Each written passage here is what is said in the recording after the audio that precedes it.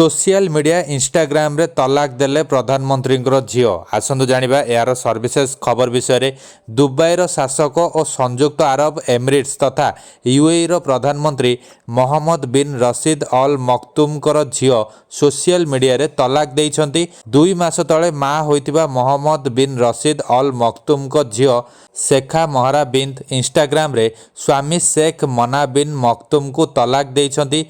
आउ कहिछंती प्रियर स्वामी जेमिति कि आपण अन्य लोकंक सहित व्यस्त अछंती एही व्यस्तता भितर मु आपणको तलाक देउची मु आपणको तलाक देउची निजर ध्यान रखिबो। आपणकर पूर्वतन पत्नी 1994 मसीह जन्म होइतिबा महारा गत वर्ष मे 27 तारिख रे शेख मना बिन मखतूम को विवाह करथिले।